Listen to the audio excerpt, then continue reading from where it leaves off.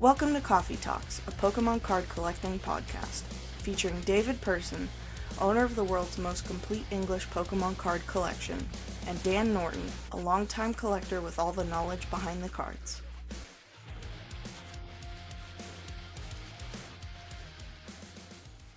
Hey everyone, how's it going? Welcome back. Welcome to another Coffee Talks with myself and David.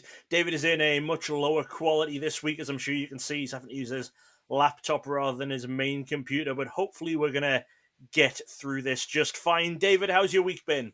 Dan, better than the technology's been to get us started into this podcast, that's for darn sure. And we know that all the time, buddy. I can't see your face right now. I can't hear anything you're saying.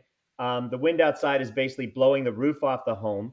And as you know, I've moved to the laptop from the regular computer, and it's still not working. So I don't know, bud. We're just going to give it the best shot we can. I know I have to look down to the left corner of this laptop, which is awkward. So we have to lift the laptop. I'm going to put my phone underneath it. I got a few notes on my phone. Dan, it's very complicated. Like, senior citizens shouldn't be podcasting at all. Would you agree? I'm increasingly feeling that way every single week. Exactly. Thank you, buddy. I appreciate your support and animosity. Dan, what do you want to tell me about before I tell you the few things that have gone on this week for me? Well, why don't you tell me about your week first? Then if I have anything to add, I'll jump in. Okay, because I know you did go to a show or something, so I always like to hear about that a little bit. Yeah. So the first thing is I posted this week. You guys know that I post every day on Instagram as I try to bump up my followers. And by the next podcast that I see you guys, I'm very excited to announce, if things continue to go along the way they are, I'm actually going to hit 4,000 followers for a little guy like me who's on the way out. That's not too bad. So I did post on an old promo pack, which is a Kraft cheese promotional pack from the year 2000 with the Team Rocket cards, and it was in still sealed condition as I've learned more about that. And so I had a lot of feedback on that pack. That was kind of fun. I learned a couple of things. I learned that there are different versions of that pack, not just in the fact that there's like 10 cards in every one and they're different because they can be one of 25 different, but that there's also a 25 card pack, which I've never seen, but I was told about it last night that it exists, where you can get every single card in there. That was pretty cool.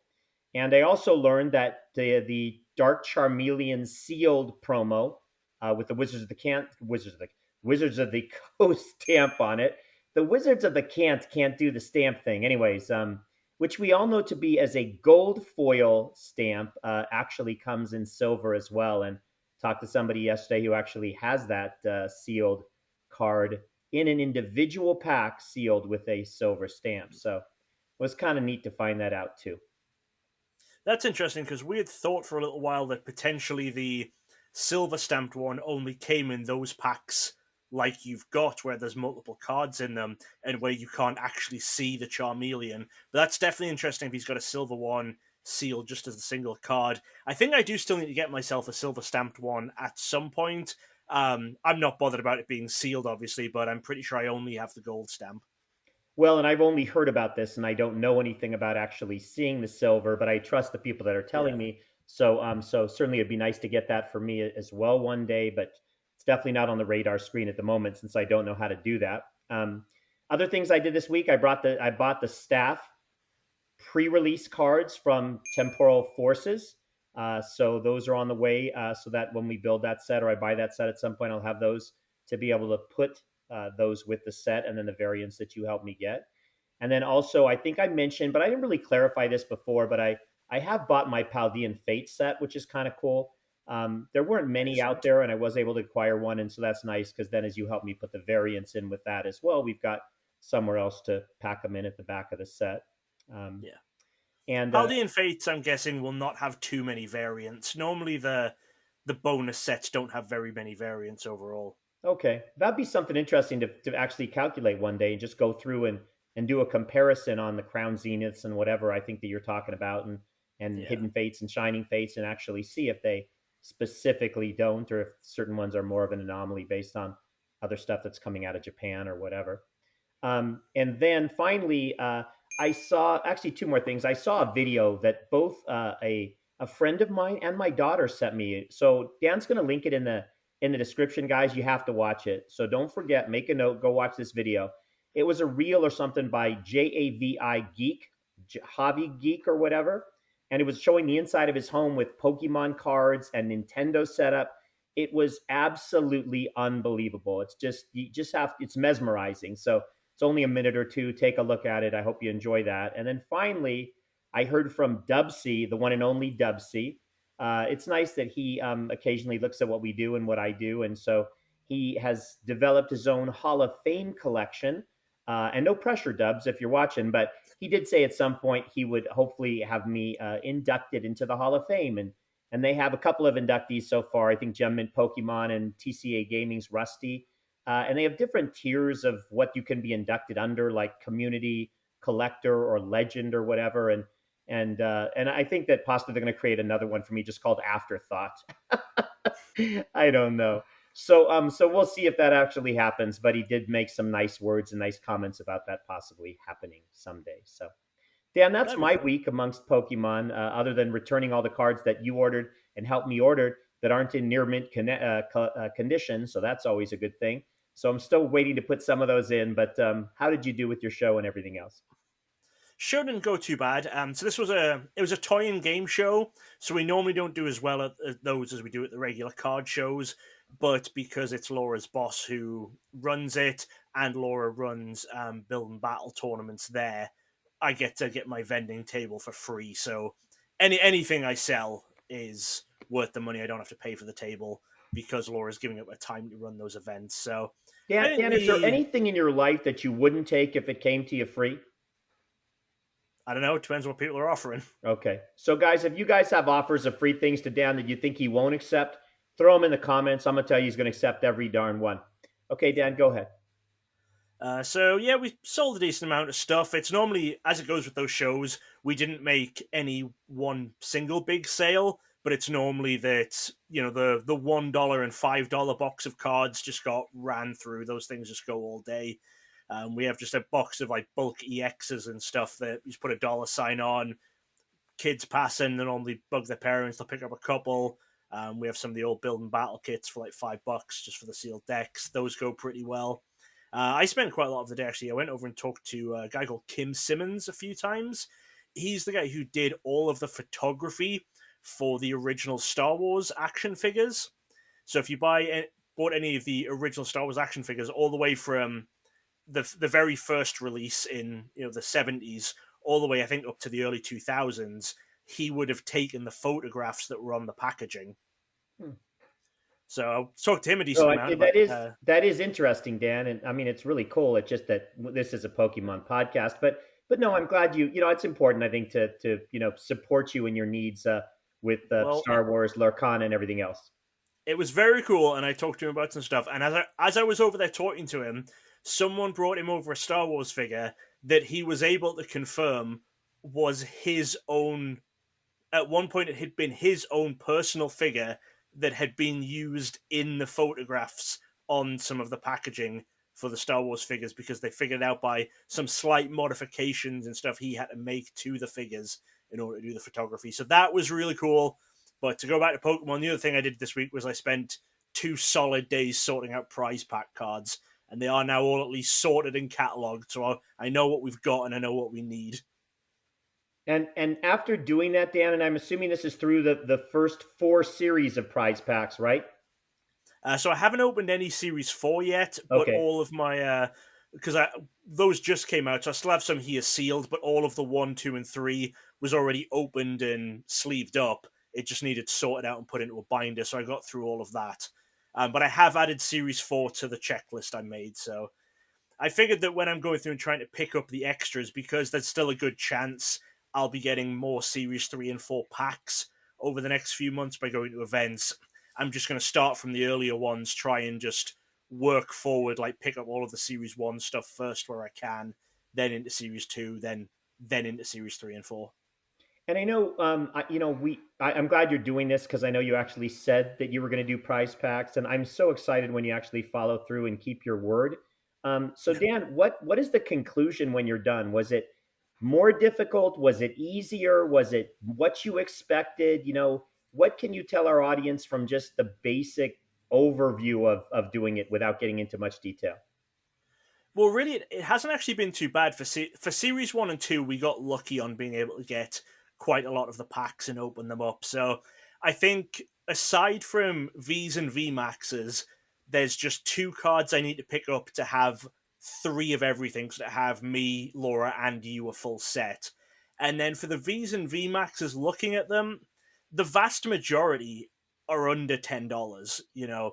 It's only going to be these few highlighted ones that are actually going to be either difficult or expensive to find. So with me going to another card show next Saturday, sorry, my plan is I'm going to type up a list and I'm going to put it on one of our local groups and just say, these are the things I'm interested in buying or trading for at the event. If you have these prize pack ones, let's see if we can get them. And then after the show, I'll then start just trying to buy them online.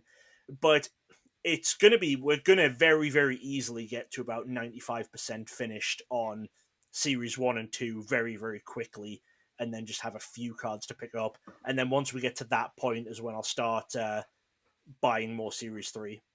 That's great.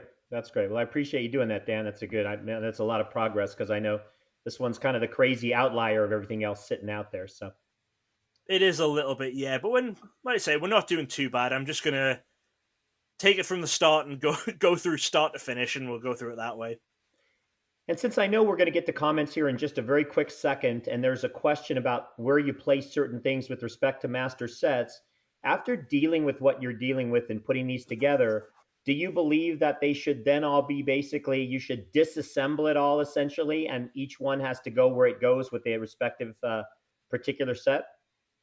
That's the plan eventually, yeah. I'll put a picture of the binders I've got. Currently, we're using 3-row binders, but instead of doing a binder for me, a binder for Laura, and a binder for you, we've just set it up where we've put the 3 copies of the same card next to each other, because it's a lot easier that way for us to keep track of what's missing without having to flip to 3 different binders. So, if we buy some stuff from the Sword and Shield set, we can just go to the Sword and Shield set, see how many we still need, rather than having to open 3 different binders. But yeah, I'll be taking mine out. Mine will go in the set binders as well. Laura will be doing that probably as well. I think I'm going to have mine where I'll do all of my other variants together, and then I'll do separate pages for prize pack stuff, just because I think I think it'll look nice that way, just everything with that same stamp together in the binder. But it will all be in the set binders. The only variants I don't put in my set binders are the Battle Academies, because I like to keep those together as the decks. So I'll have separate binders for the full Battle Academy decks, rather than putting those into their respective sets. Okay, so I'm going to bring in one comment here then, since it's I was going to address it, and the gentleman, and we'll get there when we get there. But the question was, what about world decks? So do world decks belong, in your opinion, off to their own, like you're talking about battle academies, or do they get broken up and put into certain sets or whatever? Personally, I would keep them together as decks. One reason being because we just buy the decks when they come out. We have for the last few years. The deck isn't 60 different cards. If you just split them up into their respective sets, you're going to be left with a load of extra cards, which I don't like doing. I think it's a cool product together on its own. Plus the fact that they have the silver borders, which for everything other than Scarlet Violet would then make it stand out weird within the binder, and they don't have the regular backs. So for me, they're different enough where I would like to keep them as the decks and as the complete decks rather than splitting them up to the set. Okay, and when you keep them as a complete deck, you just put the duplicates in there as well? Yes, I haven't got binders set up for those yet. I actually still have just the last couple of years sitting here sealed, but that is the plan, is to have the full 60 card decks together in binders. Okay. So one last question about the prize packs. For me, when I look at the prize packs, and again, I don't look at them that often, especially since you're working with them right now, but there's so much randomness to what's actually in there and where it's coming from and what set it's coming from. So isn't it conceivable that as we move through, and however long they do these things, series 4, 5, 6, 7, 8, that there'll be additional cards that actually fit in the sets that we've now gone and put them in? So like you say, I'm gonna put some pages at the end of my set, and I'm gonna stick in some prize pack cards that fit that set. I'm not gonna basically insert them into the numerical order, but then if more prize pack cards come out that go in that set, I've got a place to put them in there too. Is that kind of the thinking? Not too far back. So looking at my list here, the overlap between Series 1 and 2 was quite big. Series 2 ran all the way up to Brilliant Stars, and Series 3 started at Brilliant Stars. So Brilliant Stars has some cards in from Series 2 and Series 3. And then Lost Origin, Silver Tempest, Crown Zenith, and Scarlet Violet is where the overlap between 3 and 4 is. And then 4 runs all the way to Obsidian Flames. So I would assume that when 5 comes out, that at least Obsidian Flames is going to have some overlap with Series 4. Or it will either be the same cards released again, or it will be extra cards from Obsidian Flames going into, we have to split up the Series 4 to make extra gaps. But it's not going to be a case now where, Series 6 is going to give us some early Sword and Shield cards, because the idea is these are prize packs to be playable. The whole point is they're giving them away at things like Pokemon Leagues and Pokemon Tournaments, so people can get more playable cards or get special variants of cards they're actually going to want in their decks for the most part. Obviously, they make some exceptions. Every series has had a Charizard in it, and some of those weren't very playable. The evolutions as well from Evolving Skies, that was kind of a collector-focused choice, but the majority of the cards they're putting in there are for players, and they want these collectible cards as well still to be able to be played in decks. So it's not like we're going to be seeing prize pack stuff from years ago. It's going to be relatively recent whenever new prize packs come out. Okay. I didn't realize that, and I just thought it was more random in how they were generated and originated. So I appreciate the clarification. That's really good. All right. Yeah, like I say, Series 1 and 2 was the biggest overlap, because that had, I think, Battle Styles, Chilling Reign, and Evolving Skies were a big overlap. And Series 2 also had a couple of cards from the Sword and Shield base set in them as well, if there were a couple of trainer cards that had been reprinted, so were still standard legal for another year. So there was a couple of those in there as well. But for the most part, it's all recent sets. Okay. Thank you for the clarification, and also thank you for all of the effort in putting it all together. I appreciate that. No problem. Are we ready for comments? Yep, we're ready for comments. Okay, let's do it. Let's take a look at your comments. All right, why don't you start off? Let us know some of the comments you've got. There's a few videos actually we have comments on, because we had last week's, we did the interview with Mike, and so we didn't then address the comments from the week before. So you've got a couple of weeks, and I know you get Instagram DMs and stuff too, so why don't you start us off? Yeah, and I guess since we are starting off, I will say that I am only going to address comments on the last 2 formal videos, which is like Coffee Talks 39 and 38 or something. But I encourage any of you, I think a lot of you did take the time and effort to go watch Dan's interim period video that he put out about organizing my collection when he came to Vegas. That video has over 1,600 views, likely 1 because I'm not on it, and likely 2 because it's only about 25 minutes. But it's a fantastic video. And like Dan says, good storytelling about some of his experiences here. He tells a lot of the back behind the scenes stuff of what's going on with my family and why he'll never come again. I kid. He's probably still going to come again, because I don't know. You just don't know what the guy, he shows up on your doorstep every once in a while, like that lost puppy with the pink dyed hair. You got to take care of him. So anyways, it's a great video. So I did not address the comments from that particular video. You can read them. But if you haven't seen it, please see it. And that way, eventually it become Dan's most watched video. It's just a matter of time. Guy's fantastic. All right, regular video. Regular comments. That video I did go through and reply to the comments on the video as they were coming in, since I knew we wouldn't be properly addressing them here. Okay, good. Dan doesn't leave any stone unturned, but if he does leave a stone unturned, he won't tell you about it. Very secretive guy. All right, here we go. Mike Martin, Pokepops podcast. I'm going to get through these a little more quickly, just because the ones on the previous podcast require more detail in the responses.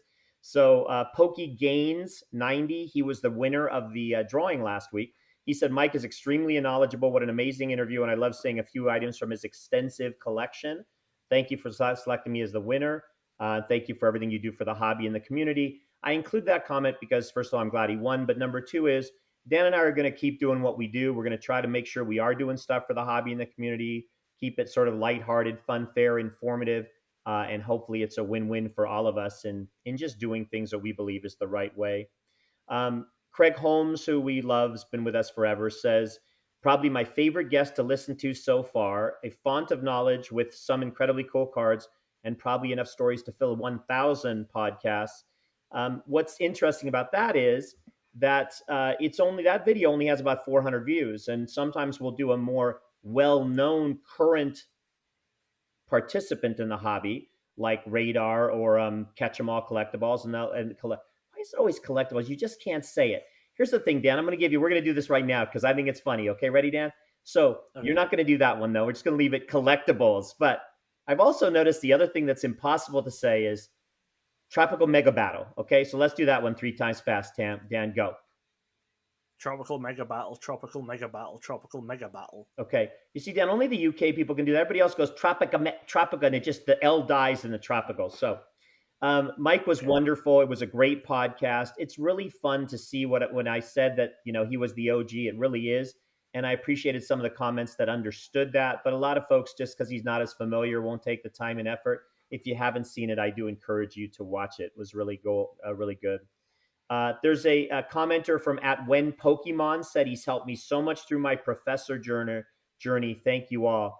I don't know what it is. I'm obviously slurring my words today. I don't know if the drinking from last night has had a kind of a cumulative effect, or I just don't want to be on here and I'm looking for an easy way out. So I'm apologizing in advance. I will try to enunciate things better because right now nothing is coming out the way it's supposed to. What a nice comment for someone that's had Mike's support and has been able to leverage that friendship support and acknowledge that. I think that was really great. Catch 'em All Collectibles said, great chat as always. Cool to see Mike constantly pulling out various goodies throughout. And then he said something I had no idea what it meant. So Dan helped me. He said, forward along a request for that podcast to get fired up.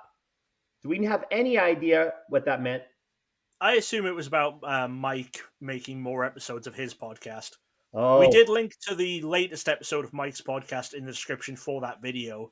But yeah, I think that request from Dan was probably about Mike doing more episodes of his podcast. Okay, good idea. That makes a lot of sense. So, and then finally, which was interesting, Dan said, usually I just listen, but I caught someone peeking in David's background. So my granddaughter, he caught peeking in. And what's great about that is I know a lot of you listen and don't watch. And I'm going to talk about this in a moment as we go through the other comments, but I've been trying as hard as I can. I need your support here because Dan won't do it, to encourage my friend Daniel Norton to put some kind of beeping in the videos, some kind of beeping, a jingle, some sound that alerts you guys to the fact that there's now photos on the screen. So if you're driving, this way you can get in an accident. Or if you're not driving or you're doing something else, you'll actually know to look over. No, please don't text and drive. Kids that are watching. There's no kids that watch. So I want you to have sort of an idea, an awareness, a Pavlovian dog response that says, oh, there's the jingling. I should take a look and see what the wonderful edited videos that Dan and Laura have put together, the pictures that are out there. So, sure. So this week I'm going to try it with putting some sort of noise on whenever pictures are on the screen. I'll tell you what, I'll play the noise for you now, whatever it is. So if you hear that noise, you'll know that there's images on the screen. I have been trying, honestly, to find one that's not too jarring and doesn't take it out of it. And also that's significantly different from David's email notification that despite us being on episode 39 or 40 or something, he still hasn't figured out how to turn off while we're recording. So it does need to be different from that ding that goes off throughout the episodes. But yes, continue, David. This episode will have something, and people can leave a comment and give feedback and say whether it was helpful or whether you don't need it. Yeah, and guys, it took me 39 episodes to get him to do it. So if you say it's not helpful, I will find out where you live. I will hunt you down, and we'll have lunch together. So Dan, I have a great one for you. Something that's not jarring would be your wife like just her voice whining for you to come to bed. It'd be like you'd hear this, Dan, are you coming to bed soon? And then other pictures would come up right after that. How about something like that? She never wants me to go to bed. She wants me and her to be on completely different sleep schedules. She wants to go to sleep, She wants to then wake up, have me make her breakfast, and then me go to bed. Okay. Because when I'm not in the bed, there's more room for plushies. She always asks me whenever she goes to bed, her first question is, "Are you planning on going to bed at all tonight?" And then if I say, "No, I'm not planning on it," she says, "Great, can I put the giant furret in the bed?" His name is Scout. It's the life-size furret plush, so it's the 5'11" furret plush is what is usually in the bed if I say I'm not going to bed on a certain night. That's good stuff. You should be the best advertisement Pokemon Center's ever had for those large plushies. You could then instead of, if it's not coming to bed, it just could be, Dan, what's for breakfast? And then at that point, maybe the pictures come on. That works, right? I'm sure people will love to hear that 50 times an episode. Okay. All right. Yeah. All right. So I'm moving on comments. I'm moving on to Lamar Kaiser, who says, always fun to meet new people in the hobby and to reminisce over old times. It's hard to tell what people have just tucked away, just waiting to be discovered again. And along that same line of thinking was NP Pokemon. I think it's Nathan Porcel. I think I always my names. I'm really Stop reading out people's full names when they don't put them on the video. Okay, I didn't read that. Dan, extract that out. Dan, what I just said, that Dan's going to take that off. So Nathan Porcel isn't upset with me. And he said, man, just imagine what other treasures are out there. You think we may see more come to light as all these high-level employees of TPCI retire and piece out their collection just as Mike's doing? Interesting to think about what may come to light even 20 years from now. I totally agree. The more money that comes out, and especially when you combine that with the secondary factor of all of us that are of that generation aging, you start understanding that unless your kids want to keep it as a legacy or you want them to have it or they are specifically capable of monetizing it, it makes a lot of sense to look to sell it, especially when the iron is hot. I do think we'll see more and more. Whether or not that's good or bad, some people feel like if they've got exclusives, that's bad. And then some people like Rusty and others talk often about the more that come out, it's actually better because it gives more validation to the authenticity of these ones that are smaller in number than other things. So, yeah.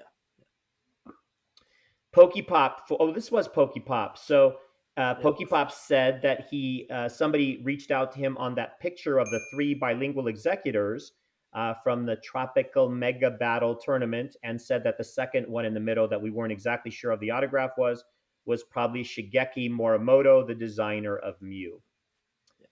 A few people did reach out to me about that as well. Some people did mention to me as well that was probably Morimoto's.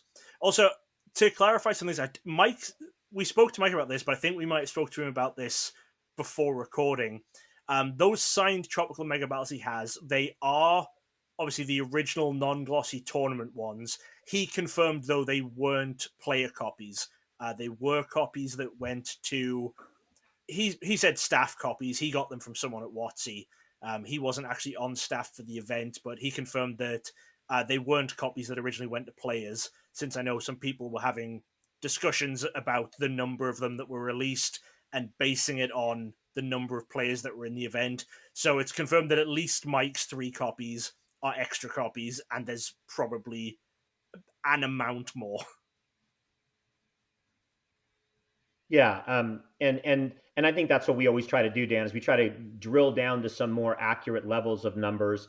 Again, when we talk about, okay, so many participants, so there's 35 or 36 cards, then you might figure out if Mike's got a few, someone else has a few that were out and above and beyond, although don't necessarily surface all that often. So now we might be moving, what would you say, Dan, more towards that potentially a total issuance of maybe 50-ish, which is kind of what some people thought about? It's more moving in that direction. Obviously, we can't say how many of these ex-WotC staff are holding on to. It's just, I think people had a few questions about, if only the players got these, how did he get 3 kind of thing? And that's the answer to that, is that these weren't player copies. There were more copies printed than just one for every player. Yeah, and I wouldn't think I know this whole, the red phone I have going directly to the Pokemon's head commissioner, that was a more recent development, just enacted for me. So Mike didn't have access to that back in the day either. So I don't think that would have been how he got them. No, he went to events and he met people in person. Okay. My dad used to do that years ago, Dan. And my dad was a contractor, and you'd have your building inspector come out to the site, and they'd have to sign off whether or not your roof line was correct, or your 2x4s were were hammered down the right way. And these days you have an entire inspection checklist and you have to go through. And back then my dad would just say, he'd open the trunk and he'd say, which wine would you like? And the guy would say, that looks like a really nice bottle of wine. And then they would sign off, shake hands, and he would go away. So I'm sorry that Mike isn't participating these days when things are a little bit easier. All right, random stories from the mind of a madman. Your average player says, and I love these comments, it's always so fun for a youngling like me to see the elders respectfully pull out all these amazing collectibles that outdate myself. And let's see, Maddie Collect 'em All. We know Maddie from the UK, our good friend, said, even though I'm on the collecting side myself, it's really cool to hear the background and stories from a legend such as Mike. And you have to realize that we don't think about, when I read that, I thought to myself, well, Mike clearly, he's speaking from a judge, professor, the kind of role he's had in the Pokemon hobby standpoint. But it's certainly conceivable that at some point, all of his items can hit that collectibles marketplace. And so it is important and it is interesting to see these different cards because they're all part of the pen of all of these things that are out there that we may all have a chance to buy, or at least help us give the community more information, and all the way from regular cards to tournament cards to autograph cards, etc. So, I mean, I'm sure if Mike does decide to do some big sale or something in the future, we'll definitely talk about it on here when it's happening to help bump the awareness of it, if that's something he decides to do. Yeah, for sure. I mean, it definitely, if he doesn't come to me first, we won't talk about it, Dan, but I think that it's good and something to strive for sure. Yeah. I'm not angry, Dan. I just have requirements of people and I shouldn't. And actually, when I get to my rant today, we'll talk about why none of that made any sense. So the Mexican hipster said, great episode with Pokepop. And then he said to Mike, I know you're watching this. Help David get that large card he wants for the good of the hobby. That's what he said. And then Strave 9294, which I actually think is David. I think his name is David, now that I realize when I'm putting it together. He said, please sell the jumbo card to David so I can hang it on his wall. So he can hang it on his wall. He'll never sell it. So, Mike, the pressure is on now. I've thought about this more. You don't even have to sell me the card. I will write you an IOU. The card will be yours. All I want to do is carefully hang it on a wall. You lend it to me like you lend something to a museum, and I will put it up there. It will look beautiful. I'll think of you every time I look at it. But this is what the audience is demanding, Mike, and you don't want to let them down. This isn't about rulings. This is about taking care of the community in Pokemon. TVU 105 said, those playmats, wow, what a throwback. I remember mine as a kid. Thanks for showing us, Mike. Which CyberX collection echoed the same thing. Sweet playmat. Where can I get one? Keep on the great content as always, guys. Mike, read that comment and go to CyberX collection if you'd like to get top value for your playmat, because he's asking where he can get one. So you do this behind the scenes and it all works out. It's a win-win. And speaking of win-wins, and speaking of setting up something other than a Facebook marketplace, my final comment on this podcast says, I love sample cards. I only miss Pikachu, Chansey, and Pichu. Please comment if you have some. This is from @NYOZHA7154. So, Mike, you showed that stack of sample cards. If you'd like to reach out to that person and see if you could maybe strike a deal for whatever you have, you probably don't have the Pikachu, but maybe the Chansey and the Pichu, feel free to do that. That would be a win-win as well. Dan, I have nothing more from that podcast. I have other ones from the last one prior to that are, again, more in depth. What would you like me to do? Let's just jump onto the ones from the previous podcast. Okay, so at Katie Lowen, KATILOWEN. And I read that name in the beginning and I thought it would be a girl named Katie, but I do think this gentleman is named Kevin. Said, great podcast. I think you said that last time as well. I said it last time too? I think you said that last time you read this person's comment out. No, I didn't. It's just, you're just having deja vu. All right. Okay, I did, sure. Maybe, but you could be having deja vu, right? Sure, I could be. Okay, fair enough. Dan, do they have deja vu in the UK, or is it just a USA phenomenon? Yes, they have it. It's like a well-known psychological thing. All right. Also, Dan, it's a well-known psychological thing what's going on in your head some of the time. So this person, which goes by the pronouns apparently based on my two comments on their identities of he, she, they, and them, says, great podcast again, you all, and especially appreciate all the card visuals that you guys have been adding in during the highlighted card portions. So I want to say that again, highlighted cards, that's why the bells need to go off, so none of you that are driving miss them. and it's worth having an accident. That's how good the editing is. Congratulations, David, on finishing the Sun and Moon era master set. Codes and Card Pro said, master achievement, your trophy set will always be number one, but any completed mastery of a generation of cards is a phenomenal accomplishment. And thank you for the editing, Dan. Being able to see the cards you are talking about on screen while you are talking about them is really nice. Potato Pack said, I'd make it a Potato Pack. What do I know? POT8TO3. Love the giant Psyduck plush in the back. Let me tell you this. When Dan's wife, Laura, is sleeping with the 27-foot ferret in their bed at night because he's still editing, I'm sleeping with the Psyduck in my bed because my wife and I fought and I banned her to the couch for a given evening. And then at Pokey Power Up said, it is so true that the first rainbow was something new and different, and then after that, they all look the same. But then that's contradicted by at TCG Cross Collector, who said, I'm with David. Anybody that writes a comment, I'm with David, you can be sure it will be read. I am so insecure.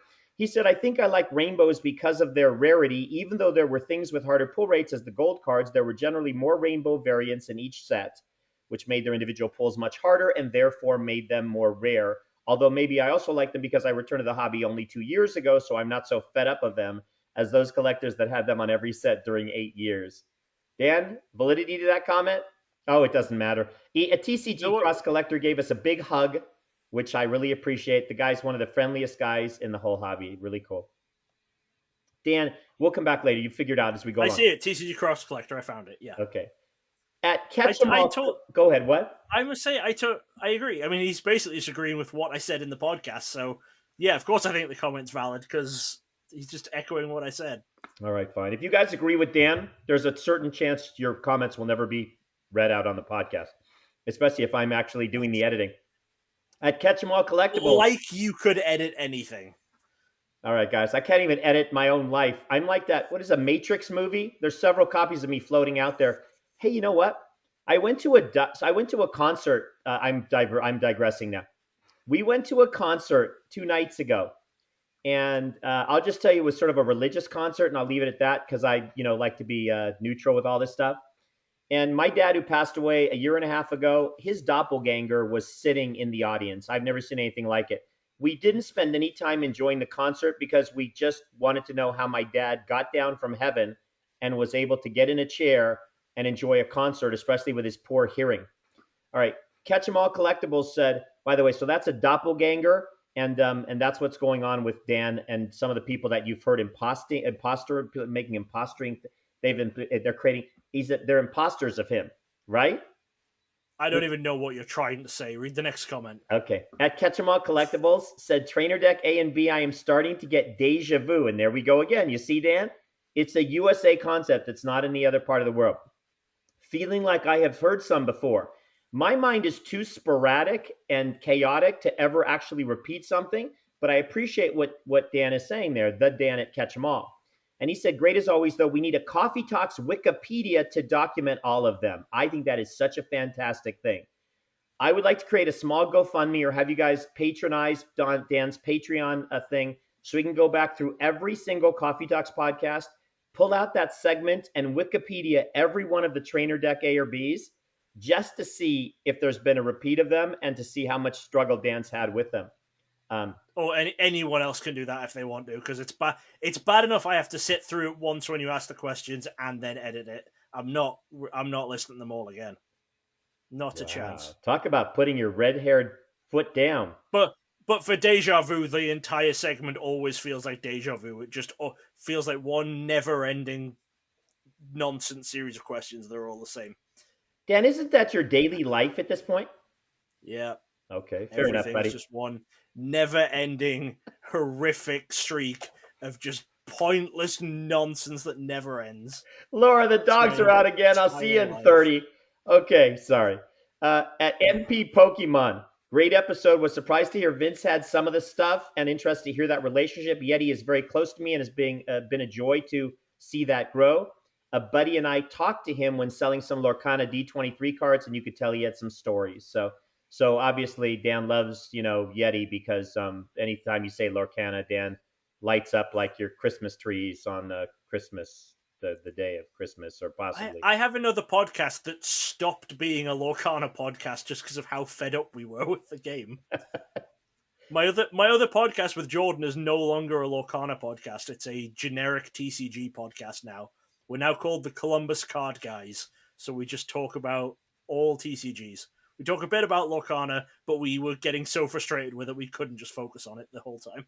Let's hope, Dan, that it doesn't end up merging for a second time into the dead CGC, TCG podcast you're now doing, okay? Let's just hope there's still some walls there for the good of you, Jordan, and several hobbies altogether. Well, if we mention dead CCGs, it will be very, very brief because we mainly talk about news and what's happening with different TCGs. Dan, I meant the other way. I meant let's hope Lorcana doesn't become a dead one. Oh, okay. Okay, good, Dan. I mean, Follow along. I think it's a good podcast when you're actually listening. I think it's got a couple of years. The runway's still there. Hey, buckle your seatbelts, folks. We're moving towards 30,000 foot where we can dually crash from somewhere in the future.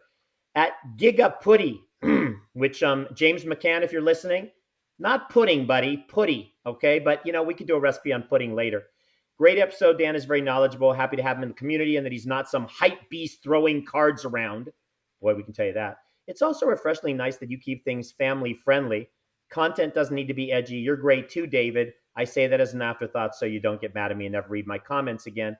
Congrats on the latest pickups. Lamar Kaiser, congrats again on the big achievements. So cool to see and learn about the small details that set these cards apart. Keep up the great content. Looking forward to learn more about the Pokemon Pocket and the hobby in general from you guys. Then we had a comment from William N. TCG. He was the one that I asked about putting the 2023 World Champion decks, as in by themselves or as master sets. We answered that. And then Pokey Gaines, who's new to us and won last week, said, love hearing about the history of the hobby. Says he loves to learn new things when he's listening to Dan and tries to basically tune me out most of the time. Golden Snorlax says, ha ha ha, that's great entertainment and at the same time very helpful. I don't know which I would ever fall into. I think neither. Keep up the good work. Always enjoy seeing you two on a weekly basis. Always learn something new every time I watch. Strave 9294. And then, and I like this one. This is at Nature's NATURESPYON. Cool to learn about the obscure variant of the bilingual executor. I didn't know about it. Not a fan of Rainbow Rares or Sun and Moon sets.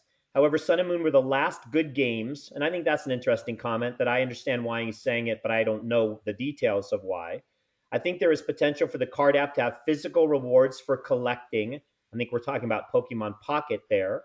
In sports cards, they have it. If you collect like 100 digital versions of a certain card, they'll send you a physical version of it, which is exclusive to that way of obtaining it. So I think that's really a fantastic idea with respect to that.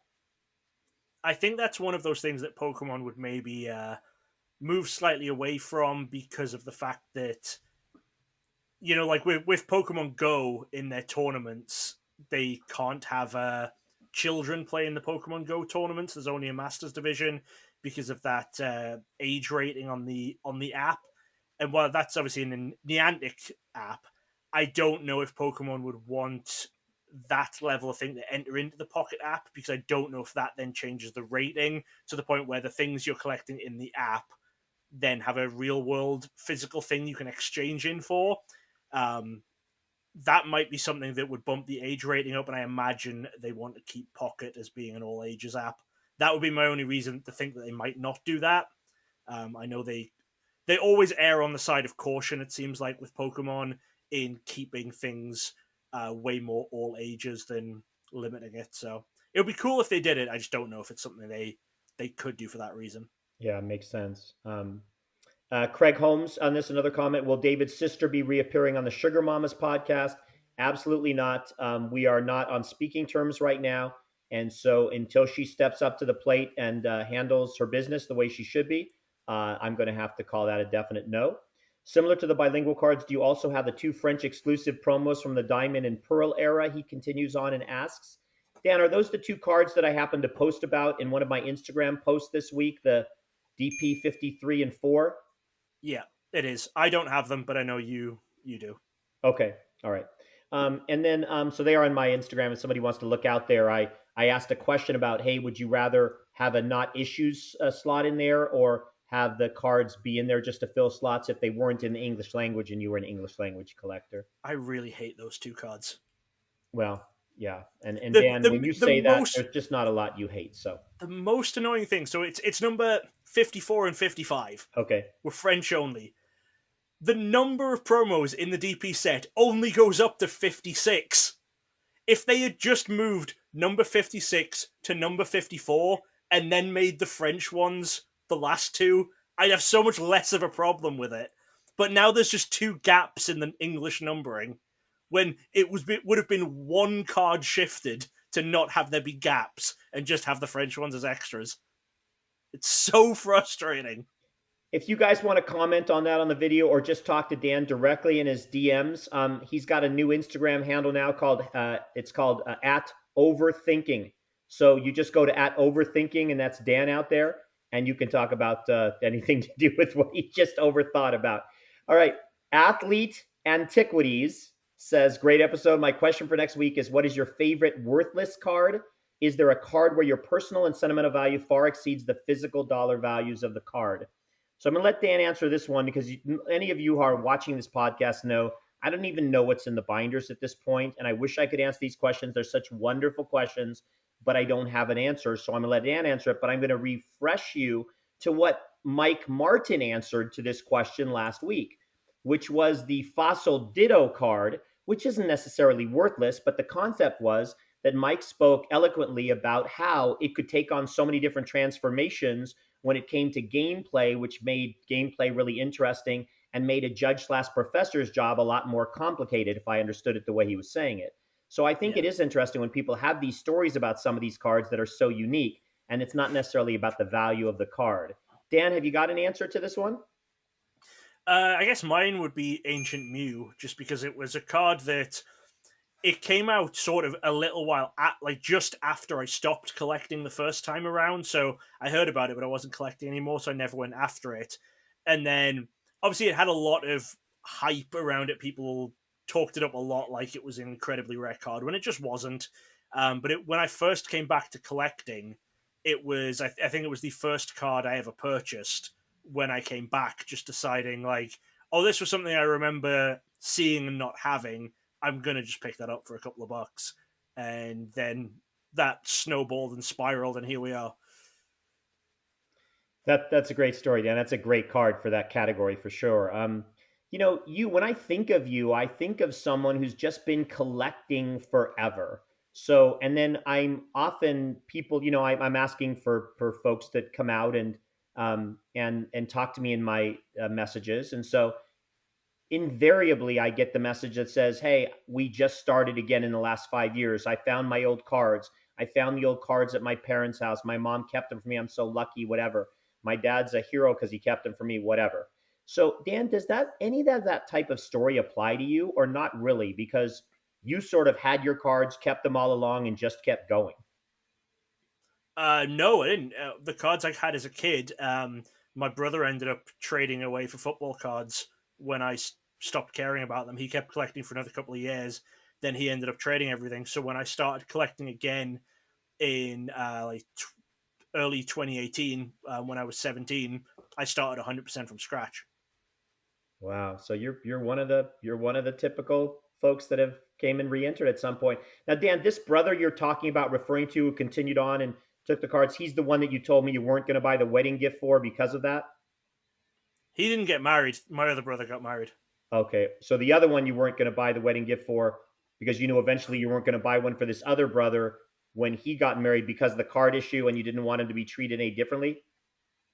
We did actually forget to buy a wedding gift when we were going over there because genuinely, look, Laura's brother got married and my brother got married pretty close together, and we one of them had an online registry of gifts and one didn't, and we thought we'd bought gifts for both of them on an online registry, and then I found out that my brother didn't have an online registry, so we just got him a nice Christmas present to make up for it. Oh my goodness, Dan Norton. I'm going to tell you something, okay? Your wife can come up with a way to spend a $419 on a life-size furret that she's sleeping with at night. But you know what? Find 60, $100, couple $100 for a wedding gift. That's probably going to be an oversight. Okay, that's good, Dan. Good stuff. The furret was more than $419. It was around 500. All right, I know they're up there, so Yeah. for sure, you guys can check the Pokemon Center plush large figures if you're looking for anything that's out there these days. Yeah. All right, James McCann, our favorite cook and physician collector to his daughter and stuff, dad. He said, David, I'd be interested in hearing about your experience with Paldean Fates. I'm not going to give any answer to that because, as you guys know, I bought the set. Dan will talk about that. But I'll go on. We purchased 4 ETB from the Pokemon Center, but have not yet opened any. We still haven't completed 151 or Pokemon Go sets and don't know if we want to wait until we finish those two first. Dan, your answer.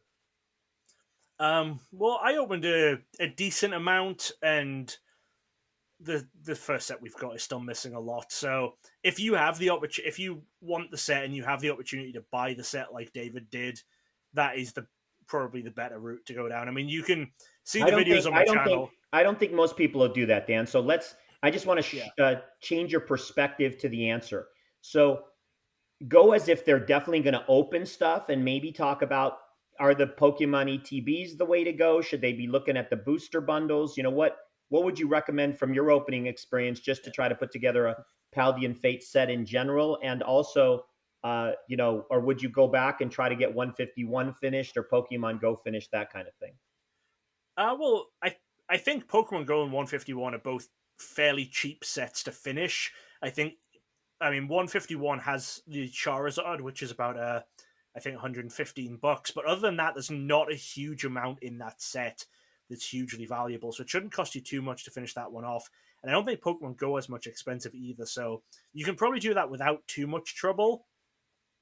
But when it comes to Paldean Fates, if you're wanting to open stuff to build up the set rather than just trying to buy a set, booster bundles are the way to go, purely because that is the lowest price per pack based on what you're buying. Because with everything else, you're paying a bit extra for these promos. So, if you want the promos as well, then sure, open one of the Pokemon Center ETBs, open one of each of the other collections, but then you should focus in on the booster bundles where you can. Okay, good advice. And one thing that I've talked about before, guys, is I've talked about this idea of master sets not being collected anymore. It's just an overarching theme of what I see.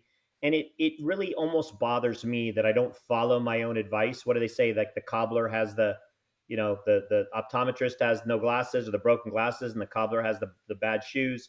By the way, for those from the UK, a cobbler is somebody that actually like fixes shoes or creates shoes. I know what a cobbler is. Huh? They have cobblers in the UK. I mean, No, they did. Dan, they probably don't about anymore. The guy that puts the horseshoes on. I'm talking about actual people that wear shoes. Like in the UK, they wear clogs, but it's the same thing. So that was all over. That was a tour of Europe in that sentence you just did there. So basically, it is amazing to me that I'm like, I wait and I wait on the 151 set. I waited. It was a couple thousand, and it was 1,500, and it was like $1,000. And now they're out there for like $750. And this is like one of the most popular sets in the last several years. So the booster stuff and the sealed stuff keeps holding its value so strongly, I think, because people want to gamble and go for those big cards. But the whole sets, they just, as people think they're going to put them together and get a premium, and they don't, and then they're stuck with them, and then you put them out there. So for those of you that, have kids and are looking at down the road, not a bad time to look to pick up a few of these things and even make an offer. Somebody's at 800, 750, say, I give you, maybe they need money, and you're like, I'll give you $600 for it right now. And they say yes. I mean, there's really some bargains on the master sets for those that don't have to open every single card yourself. Some of you believe, and that's absolutely fine, that you haven't collected a set, honestly, if you haven't put it together yourself. And I totally get that.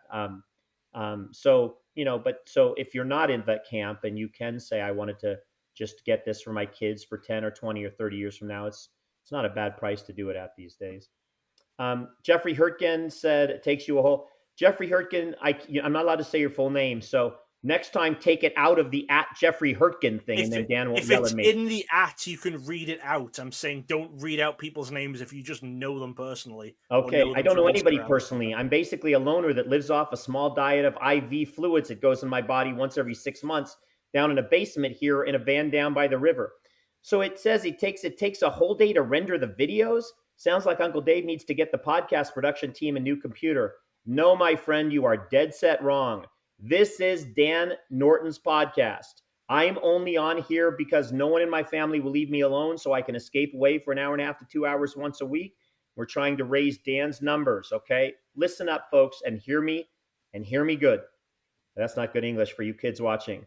Daniel Norton is not gainfully employed. He is hanging by the thread of a thread to a marriage that is based on a sham of a ferret in their bed and no money coming in from one half of the partnership. Please subscribe to his Patreon. Please watch. Please refer. Please share. Please follow. Don't worry about me paying for anything because I'm not making anything. I'm just making a bunch of new friends. I love you guys all. And as I replied in those comments, and as I've explained to you 1,000 times, David, it takes a long time to render HD video, especially when you're rendering multiple HD videos together, resized on the same screen. This computer is less than a year old, and it was built for streaming and rendering. Rendering just takes a while if you have to convert all the files to the correct type, because when I record them online, they record in one type, and with this and with OBS, it's the best way to save them if there's any sort of crash or anything. It saves them as one file type, but then I have to convert them to another file type for editing. Then I have to try and sync up all of the audio because I get separate audio files on the recording software, which is great for editing because it means I can mute one of us if I need to without muting both of us. But it does then mean I have to sync up all of the audio files to the separate video feeds and then bring it all in together, add in all of the images and stuff that Laura's done after I've edited the podcast down. This is not a case of I need a new computer or, like you keep saying, new software. It just takes a while to render footage. This isn't I wasn't rendering you my opinion, buddy. That was from some guy named Jeffrey Hurtgen. So before you go off on me, let me explain something. You should be taking that technological savvy that you've developed over the last several months. You should have ads across Columbus, Ohio saying, I will be your social media person. Get me involved in your life. And they only charge so much an hour. And you will be gainfully employed for the rest of your life because you're one of the best rendering people I've ever known in my entire life. Do you understand that? That's because you don't understand what it is. I'm not that good at editing. I can edit enough that we have a pretty decent podcast and some of my videos look all right, but I'm not to the level of a professional editor. All right. I'm not going to argue with you because most of the time you're right and I'm wrong. At Catch 'em All Collectibles, I have two more comments here. His first one was that I am going to diamond hand my Professor Willow. Only people that know the game knows that. It might have to do with Trainer Deck A or B. I have no idea. But he knows what he's saying. He goes, I know what I have, a 1/1 Grail. And he then basically completely lambasted me. He laughed in my face. He pushed me down on the ground. He stood over me and he laughed about the hundreds of thousands of gaps I'm going to have in my master set because of that Professor Willow card that comes in 100,000 different codes. So after that, I basically said goodbye to my friendship with Dan at Catch 'em All Collectibles. I did buy a few more things at him right before I cut it off, just so he would not sell to me. it's a personal thing, but now we're done. So I'm not going to cry over spilled milk. And then finally, speaking of crying over spilled milk, please don't beat yourselves up, okay? This is like the sweetest comment by SANDRAS688, who said, just so you know, I'm listening to your videos the whole time, but not really posting that much. Hope I will be better moving forward. Love you guys. We love you the way you are, SANDRAS688. You could post, not post, watch, not watch, giggle, not giggle, laugh, throw things at our computer screens. We just love you for just taking the time, okay? So don't be too hard on yourself. Let's leave that to Dan and his editing prowess, not you. Thank you so much for your kind attention. That says Sandra, right? No, That's a name. I won't say that Sandra. it says. No, I did that with Jay Glover, and I turned into Jay's a good lover. Okay, and also I did it with Katie Lowen, and I got Kevin. And I don't want to know if Sandra, Sanders. It could be that the pronouns are they, them, he, she, what if, and I'm not sure. So I don't think you know what a pronoun is. What? I don't think you know what a pronoun is. Anyway, was that your last comment to read out? That's my last one. Right, okay, what's next? I'd like to do a drawing winner if we might. All right. So, who won last week's giveaway? All right, so who won your giveaway this week? This week, when people had to send me a message that said, Pop the OG, Mike Martin, Pop from our last video, the winner, was a brand new person, SXANITY. Sounds like sanity, but it's SXanity. So congratulations. Congratulations. We appreciate your watching. We appreciate your participation. If you're someone from last week who was one and that was Pokey Gains, I haven't sent your thing out yet, so I'm sorry. I can't be perfect, but you'll get something eventually or you won't. I promise. And that's a promise, even though I didn't promise a darn thing. Same thing with you, SXanity. Yours is on the way, okay? Thank you very much for your participation. For this podcast, here's what you got to do. You must befriend me. Should you choose not to befriend me, well, that's on you. You got to go to the DMs. You got to say something to me like, hello, I've got some information that you guys gave away or gave out in the podcast. I'm going to put it in here. And then secondarily, you must leave a comment on the video. If you don't leave a comment on the video, you will not be entered in the weekly drawing.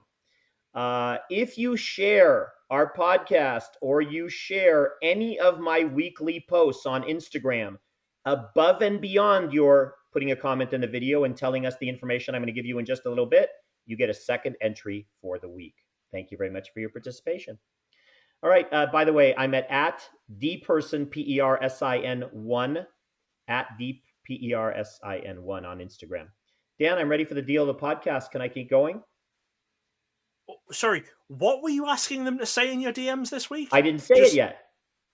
Okay. I didn't give it out. I'm giving it out later. All right, okay.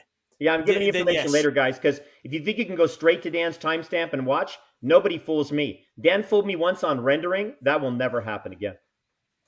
All right, yeah, you can do your deal. You can do your deal of the week.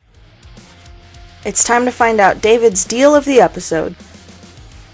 All right, guys, we are going very long on this, and I know Dan is so excited to talk about something soon, and we still got Trainer Deck A or B, so I'm going to tell you this. This deal this week is very different than unusual. I've done it something like this before, but nothing to this extent. So if you guys know, I do not create sets for myself. I do open promotional boxes and collection boxes and all that kind of stuff to take out the variants. As if you watch Dan's wonderful video from organizing my collection, you will find out. Which you'll find out that I opened all of your variant Dan opened all the boxes stuff, and in fact, Laura was even in another room opening stuff, she was, sitting on a bed, and it wasn't happy because, I know that she was like playing some kind of, those card games where you flick the cards to see if you can pinpointly accurate hit something. So she was pulling my variants and then doing some flicking card game. I wasn't too happy, but they were opening my cards this time when they were in Vegas, and that's how I get all these extra packs. Sealed material, unsearched, unweighed, untampered with, just put on and then put something in there. So when I tell you about stuff that's on eBay or whatever else, you guys know you get what you get. Who the heck knows? Most people are pretty decent these days about at least not saying they don't say it's unsearched or unweighed. They just don't say anything. When you get stuff from me, you know it is. So here's what you get. It's 14 different packs.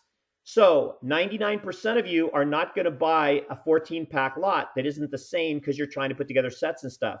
But if you understand why there are platforms like Whatnot and TikTok and all these things, people love to gamble on this stuff. And they love to have a chance at a card in a pack one time. And holidays are coming up in 3/4 of a year from now. Maybe it'll be an Easter gift. Anyway, so here's the packs you're going to get. I'm going to read them real quickly. Dan will put them up on the screen with some bells and whistles. You're going to get a Sword and Shield base set pack, a Sword and Shield's Battle Styles pack, a Sword and Shield Chilling Rain pack, Sword and Shield's Vivid Voltage, Sword and Shield's Brilliant Stars, Sword and Shield's Fusion Strikes, Sword and Shield's Evolving Skies. You're also going to get a Champion's Path, a Sun and Moon base set pack, Sun and Moon's Guardian Rising pack, Sun and Moon's Unbroken Bonds pack, a Sun and Moon Ultra Prism pack, Sun and Moon Forbidden Light pack, and an XY Phantom Forces pack. 14 total packs. If you went to eBay to buy them, all I know is it would cost you more than $170 with no guarantee. Anything is unsearched or unweighed, like I said. I'm doing all 14 packs for $130 out the door, including shipping. So if you go in with me, it's got to be PayPal, friends and family, or Zelle. Contact me, reach out if you're interested. I don't know how many I have available. I have a few, not a ton, but a few that'll contain all those 14 packs. So if you do it and you enjoy the gambling and you enjoy a good, reasonable price on this stuff, maybe even putting it away, you don't have to open it. You can put it away for years. It's still going to go up in value. I can't believe stuff like Champions Path used to be $3. It's gone up even from there now. So things do go up if you hold them long enough and you know you have a trusted source, and hopefully you have fun with this deal of the podcast. Dan, anything? Nope, that sounds good to me. All right, my friend. Well, it looks like we're going to move on to Trainer Deck A or B then. Unfortunately, we are. It's time to play Trainer Deck A or Trainer Deck B. All right, come on then. Give me your questions. Let's go. Let's get this bit over with. All right, Trainer Deck A or B. Dan's got to give an option. He's got to give a rationale for the option. He doesn't have to, but he might want to, but he doesn't have to. It's not a requirement. If he chooses to, it's a 10-second amount of time that he has to deliver an explanation within. And if he doesn't, a Pokemon judge magically appears. In this case, it could be Mike Martin. I'm not sure. And he will be dutifully banned from the Pokemon World Championships in August in Hawaii this year. Dan, naked or afraid? Naked, I suppose. What a horrible question to start with. Dan, do you watch the show? No. Dan, it's a fantastic show. It's called Naked and Afraid. Okay? You can't see anything of the naked people, but they're completely naked. And if they go out to a mosquito place where their entire bodies are covered, and you've never seen anything like it because they are completely naked while they must live in this foreign environment for 21 days and survive without any type of accoutrements other than like a knife, and maybe in the mosquito area they might have like a mosquito tent. Dan, bachelor or bachelorette? Bachelor, I suppose. That was the show that I saw a little bit of while I was at your house because it seemed to be playing on your TV the whole time. Anytime during the day that I was in your kitchen getting food, The Bachelor was always on the TV. Well, and you know, Dan, that's interesting because by the time this podcast hits, we're going to find out who Joey selected, okay? So I think everybody's excited to know, is it Daisy or Kelsey or one of those two girls? They're both beautiful. I mean, He's going to win everything. Speak for yourself. I will not know who Joey selected by the time this podcast comes fine. out. Good point, buddy. You just stick to the binge watching of the, Harry Potter, something from the UK. Dan, violin. Why do you... Violin or ukulele? Right, calm yourself down and then ask that one again. Violin or ukulele? Do you say violet or ukulele? A violin. It's an instrument. It's got violin. Like a string. Yeah, violin or ukulele? Ukulele. All right. Do you know who was famous for playing the ukulele back when I was a child, Dan? I don't know his name, but the Somewhere Over the Rainbow guy. Well, it's something like that. It's Tiptoe Through the Tulips. Yes, it's Tiny Tim. Oh, Tiny Tim. Tiptoe through the tulips. That kind of thing. Dan, yes, incessant or most of the time? Most of the time. Why not? Why, Dan? Why just most of the time? Everyone needs a break. Okay, Dan. That's why we have guests on the podcast, so I can have a break from Trainer Deck A or B. Dan, electrical stimulation, cupping, or red light therapy? Probably the electrical stimulation one. Dan, when you come back to Vegas, can I try some on you? I've got a lot of devices. You might really enjoy it. Why not? Okay, good. We'll make a video out of that. Okay, yeah, we should definitely video that. Your wife's very good at doing that, but I'm going to have my left side showing to the camera. It's my good side's over here, they tell me. So I hear. Dan, kiss goodbye or hug hello? A hug hello. That was too easy. I knew that was coming. Dan, make up for lost time or find your makeup just in time? Make up for lost time. With who, Dan? I don't know. Whoever needs it. How about your brother who you forgot to give the gift to? I speak to him sometimes. It's fine. Like I said, we got him a Christmas present this year. We don't normally do Christmas presents.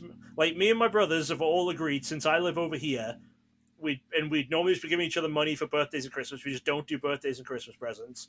So because we didn't get the wedding gift, we just got him a Christmas present this year. It's fine. It's all sorted. Dan, you do your hair, you dye your hair. We know you paint your nails. Do you actually apply any real makeup to the face? Usually, no.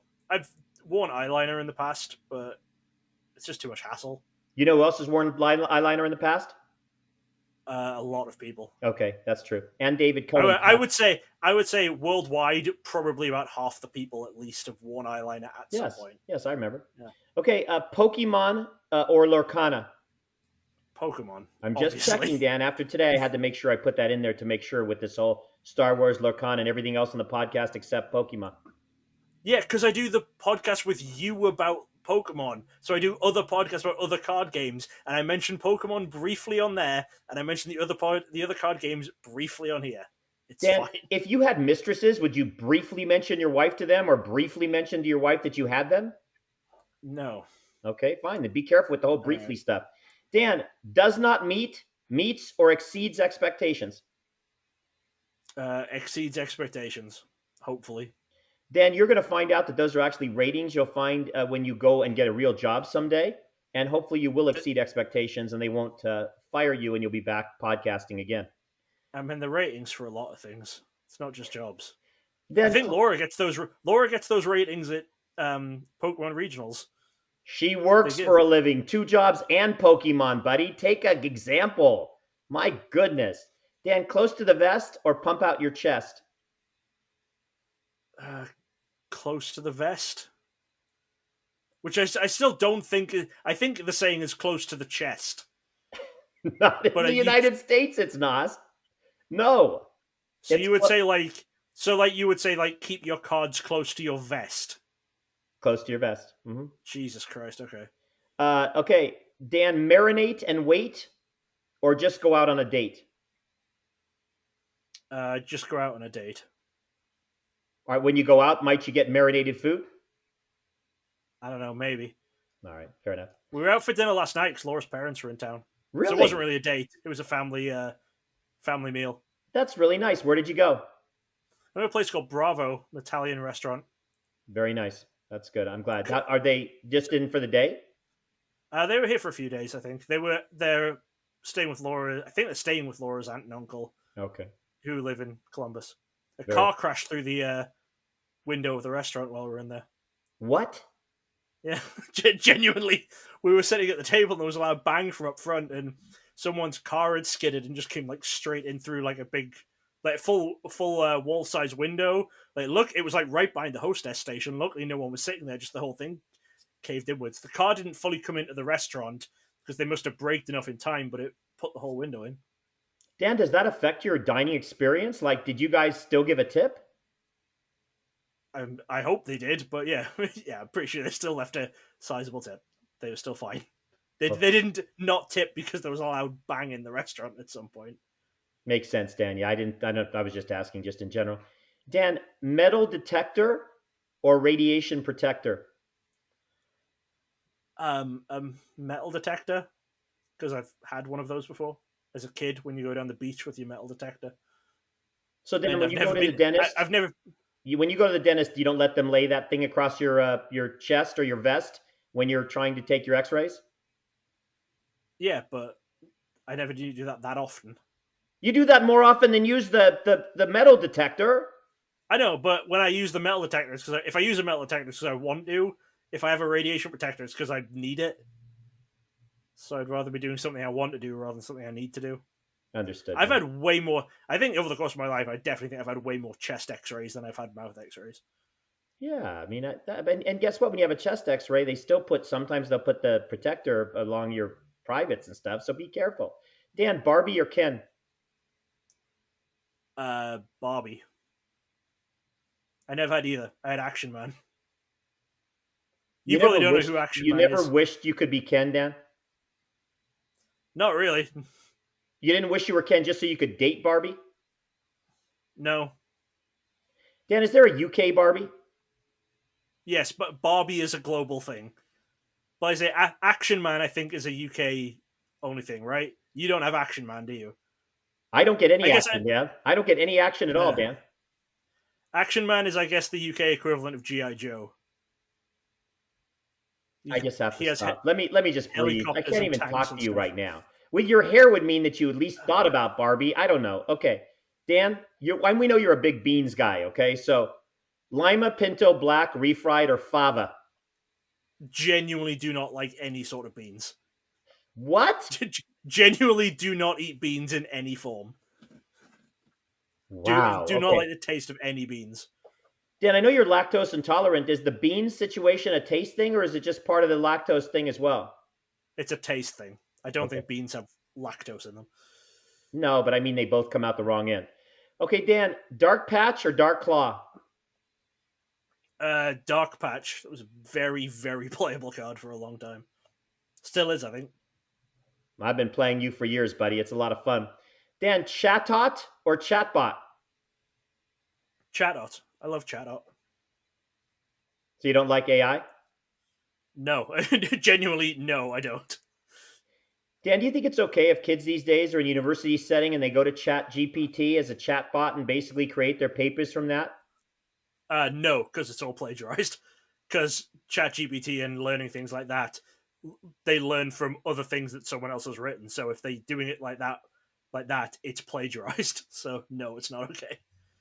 So if you're a child with a learning disability and this allows you a way to equally with others communicate in a better way and formulate some thoughts in an organized fashion by using a tool that's out there to create better situations for potential learning, you're not okay with that? I'm okay with them using things like that to learn. I don't think having it write a paper for you is okay. No matter what disabilities you have, you can't just say, here is a paper that I wrote and turn in something from ChatGPT, because that's plagiarized work. If there are AI ways of helping people learn, sure, they can use them, but that's not what you asked. Dan, you know the UK is famous for its royal family and they have a lot of wealth behind them. So if their children had special needs and they hired people to write their papers for them, and I mean, therefore, they do, and I'm not okay with it. okay, fine. They absolutely do that anyway, and I don't like it. Okay, all right. I just want to make sure. Dan, Tynamo or Catch a Tiger by the Toe? Tynamo. Dan, is Catch a Tiger by the Toe something you say in the UK, or do you say Catch a Tiger on your chest? I mean, they now say tiger. It has very problematic origins, that rhyme. Okay, I don't know much about it. Because I'm not an Yeah, origins guy. We absolutely should not go into it. Okay, good then. Dan, you want to go into it, or should we move on? No, God, no. Let's move on. Rusty, we're sorry for the God, he said. Finding a pawn yard at the pawn shop or finding a lanyard at the lawn shop? The first one. Dan, put your mask on or take your mask off? Take your mask off, because I'm in the house. I don't need it right now. So you don't gonna play your mask? What do you mean I'm not going to play your mask? The card is YAMASK. It's part of the set we're about to do. You're gonna take it off. Yeah, you're in the house. I don't need it. Also, your mask just like kidnaps people's souls and stuff. It's a really creepy Pokemon. Dan, Twist Mountain Dew, or twist off the cap of a Mountain Dew? Twist Mountain, because I don't like the taste of Mountain Dew. Dan, exploring in the dark or being a dark explorer, where dark could mean either your skin color or state of mind? Being a dark explorer. And state of mind, having very, very dark thoughts about myself while exploring. That's good stuff. That's what I do. Right. When I'm at 4 a.m. editing this nonsense, I will be exploring some very dark thoughts. I'm sorry, my friend. It's good to see you're at least waking up at 4 p.m. when there's no place to sleep in the bed. Dan, I'm done. Let's move on to highlighted cards. Yes, what are we doing? Do you want to guess? It's Dark Explorers. And now for our highlighted cards of the week. All right, so highlighted cards this week. We should just call this highlighted set, because I feel like it's going to be highlighted set until we run out of the sets and then have to go back to subsets and stuff like that. But it's Dark Explorers. What are you shaking your head about? I'm saying it's your podcast. You call it whatever you want. I'm going to stand behind you 122%. If that was true, we would not be doing Training Deck AOB still. That's a good point. Anyway. Sorry. So Dark Explorers came out 2012. That was so long ago. You tell me something what you know about this set, David, then I'll correct you.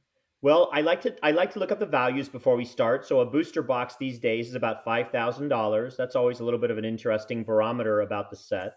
Um, I know there's 108 cards in the set, just basic cards plus 3 secret rares, which you'll talk about some of this. Yeah. I know that those 108 cards include 6 beautiful, absolutely beautiful textured full art hollow cards. And they also have an additional 6 and only 6 full, what I call full regular art, not textured hollows. Okay. So, The and EXs, then, you mean? huh? Do you mean the EXs? I couldn't hear you, bud. I'm sorry. You mean when you're saying there's 6 regular art, you mean the EXs? Because there's a lot more just regular hollow cards, Yes, but there's correct. Yeah, you're six right. Yeah, EXs. I didn't Yeah, say it. I just looked when I was glancing through the binder. I was looking at just the full arts, but not hollows in and of themselves. Correct. yeah. Um, and there's of course the part that nobody cares about: 96 reverse hollow cards and 31 variants, which you'll talk about for a total of 238 cards in the set. I am going to stop right now, and I'm going to tell you for giveaway purposes. Da da da da. The giveaway information this week, which you must put in my DMs, is 6. That stands for how many full textured art cards there are, plus 6 full EX art cards equals 12. You have to put 6 plus 6 equals 12, and then you have to put equals Flareon, because number 12 of 108 card in this set is Flareon. 6 plus 6 equals 12 equals Flareon. That's the giveaway information this week. And then please leave a comment on the video and you will be entered in the drawing. Thank you. Dan, take it away and run with us about Dark Explorers, my friend. Yeah, so the 6 full arts that there are the same 6 EXs that are in the regular set. It's just different arts of the same card. This was just after EXs came into the game. They came in Next Destinies, which was the set right before this one. But this was the one of the big cards in this set was Darkrai EX. This card was unbelievably playable when it came out. Darkrai EX combined with, as you said, Dark Patch, that card that you had as one of your questions. That just created an absolute powerhouse of a deck that was, I think, won Worlds the year that it came out. I think 2012 it won Worlds, and just basically stormed tournaments for a long time. And but again, that's not gonna. So wouldn't it be interesting if we were to look up the value of that card? That would You would argue I didn't do that, and I've got to start doing that. So that should be the most expensive card in this set if you are still out searching as a gambling person, correct? The full art Darkrai is the second most expensive card in the set. The most expensive card in the set is one of the 3 secret rares. It's the Gardevoir, and it's then followed by the Darkrai. Just because I think there's a very big rarity difference between how rare those 3 golds were compared to the full arts. I think the full arts you got about 1 or 2 per box even then. So I think you could potentially get the full set of full arts from a case, but if I'm remembering right, those secret rare gold cards or secret rare shinings and golds were about 1 per case, so about 3 times as rare. Wow. Yeah, much more rare. But And Gardevoir being a reasonably collectible character might be a part of that as well. yeah, got a lot of people like God of War. Okay. Yeah. But this is one of those sets where when you talk about the price of the set, you can buy a full set. I mean, I don't know if anyone's got a full set built, but you could go through and you could buy every individual card from the full set for like a fraction of the price of this booster box. You know, there's nothing in this set that you could open that would value that would hit that 5,000. Even if you opened everything, if you hit the best possible stuff, there's no way you could match the value of the 5,000 sealed. So the value in that seal product is, you know, the seal on the box. Mm-hmm. It is a value for sealed collectors. It's not something to be opening to try and, you know, get value or make hits from. Wow. And again, some of our discussions are repetitive in nature just because the theme is kind of constant throughout, but it's this concept of me continuing to say, I feel like Dark Explorers was even much more expensive at one point. I'm not just talking pandemic related, but because again, the demand for it, you know, when I was looking out there were several boxes available all in the same price range. It wasn't a 1 or 2 box thing. There were many boxes available. So I think as there's more boxes sitting and the demand lessens and the demand for the modern increases, people move away from this. And economically speaking, prices should come down, especially if you don't have a lot of people breaking boxes because they're going to spend what, $150 a pack, or I think my packs are about $110 or something like that. So what are you going to get? Like, I don't know what that Guard of War goes for, but if you're going to take that ultimate gamble, what are you really getting? So Yeah, I mean, I think it's about 300. The God of War. I'm just having a quick look now. Just give me one sec. Going by TCG market price, it says it's about 400. I'm trying to check if that's in mint condition. The Dark Rise then at about 170, Groudon 130. The Catcher is 100. So if you split it up over the 5,000, you're looking at like $140 a pack. So it's really one card where you could double your money on a pack, maybe triple your money on a pack, a couple of other cards where you would break even, and then other than that, it's piecing out near mint condition rares or reverses, that kind of thing. And I do believe that because of the somewhat prohibitive nature of the cost of these boxes in their entirety these days, that you have a lot of people who are collecting individual packs as a sealed collector too. And they're trying to buy one of each set, or even a full art set of each set. Ultimately, what I'm always disappointed with is when those people end up just buying a pack for its cover art, and they're not aware of whether or not it is weighed or not. They don't even really think about it, care about it. I'd rather that people bought packs, if they could, that at least had the possibility down the road when they were to be opened of having something inside them. But Well, again, I think the only time you see boxes like this opened up is on one of those like streamed breaks that yeah, people do, yeah, because it, like, say if a streamer is opening a box like this, the streamer would never make profit by opening all the packs.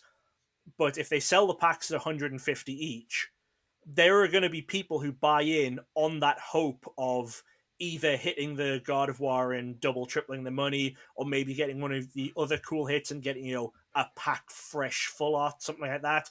There's a lot more people willing to take that $150 gamble when the ceiling is triple my money, because if you make the $5,000 gamble on the box, the ceiling is still I've lost $3,000 or something like that. right, yeah, yeah, for So sure. I think we see some stuff being broken because of that kind of stuff. And I think a lot of people who do get the packs, I think some streamers offer as soon as it comes out of the box, I'm just going to ship you the pack. And some people collect packs that way. But again, I think we had this conversation with Dan and stuff about the Tampa seals and everything like that, and how it's once it's left the streamer's hands, the Tampa seals are iffy at best. Yeah, yeah, for sure. Yeah. All right. So what aspect of the set do you want me to talk about next? Well, what should we look at? Well, I know one thing it talked about was the different order of those four cards. So you know what I'm talking about? The Vanillite and the Vanillish versus placing before the Ducklet and Swanna. So I just thought that's always interesting if that was an alphabetical situation. That's kind of unusual. Yeah, so looking at it, yeah, this is just looking at the Bulbapedia list, because this is not something I would know off the top of my head. It says Vanillite and Vanillish and Ducklet and Swanna were misplaced in the set order. It's because it's supposed to go by Pokédex number order. So Ducklet and Swanna are 580 and 581. Vanillite and Vanillish are 582 and 583. So really, the Ducklet and Swanna should have come first, but they put the Vanillite and Vanillish first. I think it seems like there's more and more of these as people are actually looking. It just seems like something that people didn't look at for a long time. Like, no one would have noticed that. It's not, unless you have the Pokedex memorized, which very, very few people do. It's definitely not something that would jump out at you. I know we talked about the Curlier in the McDonald's set a little while back, but that was because it was a psychic type right at the end of the set. That one is very, very obvious. But when it's just, a couple of Pokemon out of order in the same type, it's not something that jumps out at you. Is the Pokédex an alphabetical order thing, or is it an alphabetical order plus like certain, categories or No. energies or whatever? What is it? No, so the Pokédex is not in alphabetical order or anything like that. The Pokédex is just, that's the order in the game that they decided to put it in. Each generation starts off with the starter Pokemon, so Kanto, the very first Pokedex starts off with Bulbasaur, Ivysaur, Venusaur, Charmander, Charmeleon, Charizard, Squirtle, Wartortle, Blastoise, and then you have like the Caterpie line and the Pidgey line and stuff early on. Similar with later generations, they have those birds and stuff that you can catch early on, early in the Pokedex, and then the legendaries are usually right near the end of the Pokedex for that generation. But it's not a order you could work out. It's just something that Pokemon decides on when they make the game. And then for sets nowadays, what they do is they're split into type. So they're split into in-game type, like the colors of the cards, basically, and then in Pokedex order within that. The way that it used to be, for obviously a long time, way from base set onwards, was they would split it up by rarity. So you have the hollows first, then the rares, then the uncommons, then the commons, and then within those rarity types, it would be alphabetical. But it was when it got to, I think it was Black and White was the first one where it changed that order. Okay.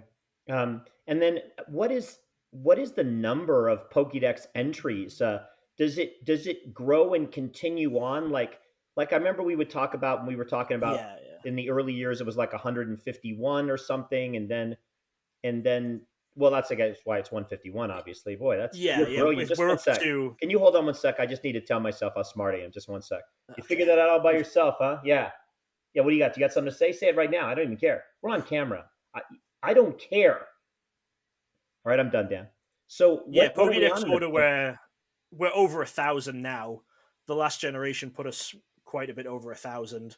I think it's maybe close to 1,100 total in the Pokédex. if we're 1100 in a Pokédex, how does that transform or transfer over to sets?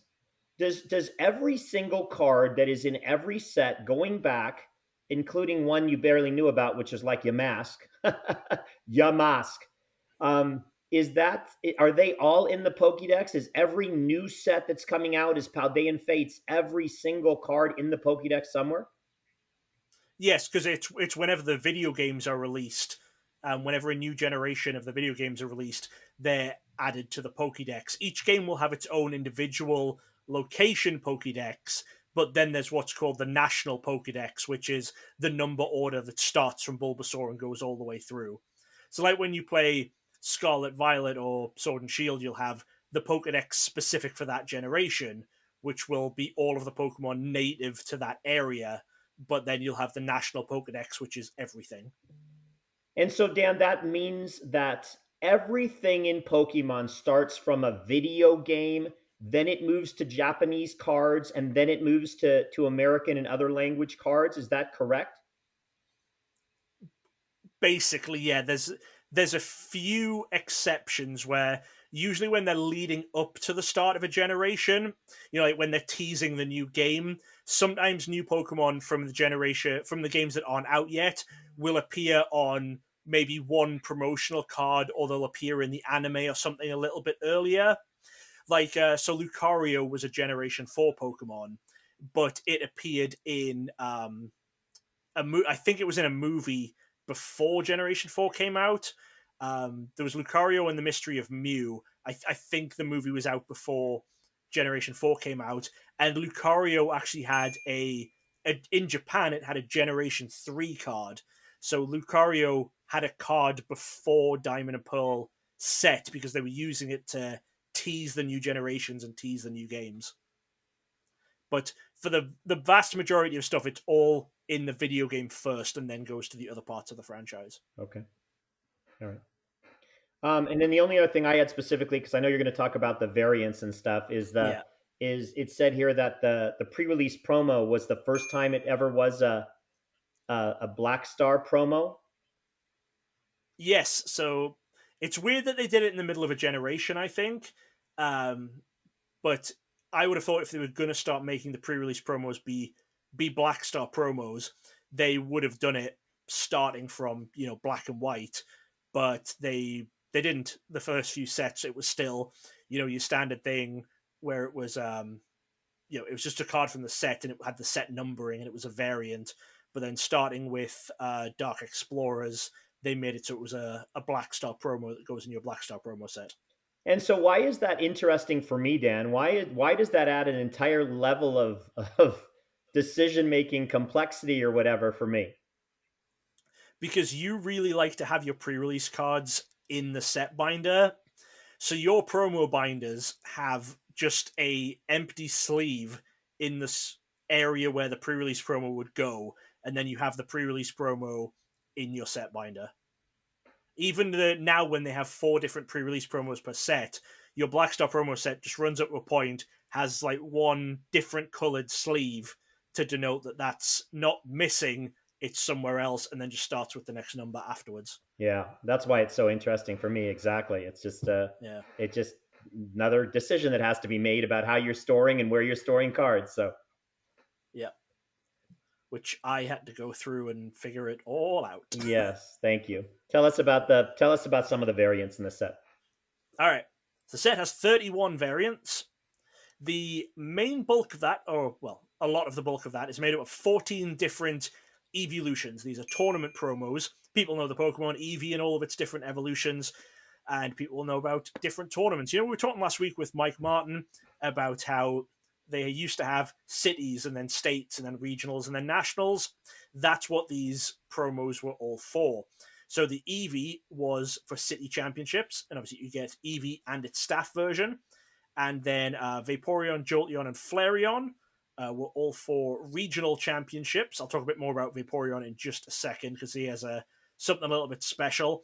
Umbreon was also a regional championship one, but people really like the Umbreon, so the Umbreon holds quite a high price compared to a lot of the others. And then Espeon was the Nationals promo, but Umbreon in general seems to go above the Espeon in terms of price, even though I believe the Espeon is rarer. Then quickly jumping back to Vaporeon, Vaporeon has 2 different types because in North America, you have state, province, territory championships, but they don't have those in Europe. They had more regionals instead. So Vaporeon, you can actually get with 2 different logos on it. You can either get it with the state's logo or with the regionals logo. And again, both of those have staff versions. And the staff regionals Vaporeon, which is the orange logo one, again, you'll be seeing all pictures on screen and you'll have heard an annoying bell dinging. That Vaporeon is probably the hardest card to find. In fact, I don't know why I'm saying probably. It's the hardest card to find if you're doing a Dark Explorers Master set. They really don't show up that often. It took me when I was actually looking to get mine, I think I was looking for about a year before I even saw one come up on auction. And so I do have mine now, luckily. But it is just an unbelievably rare card. So that's one that you need to be looking out for. Next, 4 theme deck variants, this kind of thing, very standard. 2 cracked ice foils, which are Zoroark and Koffagrigus, and then 2 non-holos, which are Empoleon and Crocodile. Pretty standard, they're in the decks. We have 4 League Challenge promos, which people who've been watching the last few weeks will recognize. These are the Scythers first to 4th place, which David actually sold a couple of sets of a few weeks ago now. So if you'd been watching the podcast then, you might have had the opportunity to buy a set. But that's this run of 4 League Challenge cards. There are 3 Cosmos foils, just from random different blister products. There's Venusaur, Blaziken, and Crocodile. Venusaur came in a couple of different sets. There was 2 different blister packs and a knockout collection, and then the others just came in some blisters. There is a Scraggy, which comes in a mirror foil, which is in a blister pack. Mirror foil is the old style of reverse holo. So this Scraggy actually looks like it would just be a reverse holo, but because the reverse holos for this set had a different pattern in them, the Scraggy is actually a variant, and it's a blister variant. Similarly, in the mirror foil, there is also an enhanced hammer, but that one does also have the Pokemon League logo in the corner, so you can definitely tell that one apart a bit better. There's also one more non-holo from a deck, which is a Blissey. This comes from the Lugia Legendary Battle deck. So these Legendary Battle decks where they showed off a few different Pokemon, a few different Legendary Pokemon from different sets, and they all end up with a few different random variants in them, and the Blissey is the only one from this set. There is then a Bulbasaur from Build-A-Bear. So it's a Bulbasaur with the Build-A-Bear logo in the corner. You obviously got this by buying the giant Bulbasaur Build-A-Bear plush when it was available back in the day. You then have, what's next? A Professor Juniper from the Professor program. Again, it is a crosshatch holo, this one, and you'll see the fairly recognizable by now Professor program logo that is on that one. And then final one is the Sheen foil of Darkrai EX that comes from a Battle Arena deck. This one, I genuinely feel we might be now about to cut away to a video of me recording these close up. So basically, the regular EXs in the set have a foil where if you catch them under the light, you can notice that the rainbow in the foil runs full north to south, the top of the card to the bottom of the card. The Sheen holo foils, which come in the Battle Arena decks, actually run from the top left to the bottom right of the card. It is a diagonal holo foil rather than a vertical one. Again, impossible to describe, basically impossible to show in a photo. So that's why I will hopefully have a video recorded and on your screen right now, because, God, it's a hard variant to understand. It's absolutely ridiculous. It's one of the most ridiculous things I've ever encountered. And in fact, when it came down to filling these last few slots in my binders for these so-called Sheen hollows from these different types of battle decks or whatever they were from, Yeah. the only reason that I even felt confident that I had acquired the correct card was I went specifically out and bought that product, trusting Bulbapedia or whatever I was reading that list, Yeah. to basically ensure that I had acquired what I was actually supposed to acquire, because I spent a long time looking at pictures, looking at the cards, trying to figure out, and saw virtually no difference at all that was discernible anyway. So, Yeah, when there's when actually you're two. OCD about this stuff, it's really frustrating. Yeah, there's two Sheen Hollows that you actually still need. It was another Battle Arena deck which had Rayquaza from Dragons Exalted and Keldeo from Boundaries Crossed. And I've got that on your list here, but this is one that we didn't order when I was with you, because it's one where I've just said I'm gonna have to see the card in person to be able to know if we're ordering the right card. This isn't something we're going to be able to order off eBay, probably not off TCG Player. Yeah. This either is going to have to be buying and opening the sealed product again, or just getting lucky when I'm looking at trade binders and stuff. It is an absolute nightmare to try and figure out if you have them or not. And the only reason I know, I don't know if I have the Rayquaza Keldeo off the top of my head, but the only reason I know I have the Darkrai and then the Mewtwo which came with it is, again, because I got that product when it came out. Yeah. Yeah, understood. Which means you might be becoming now a gemologist or something.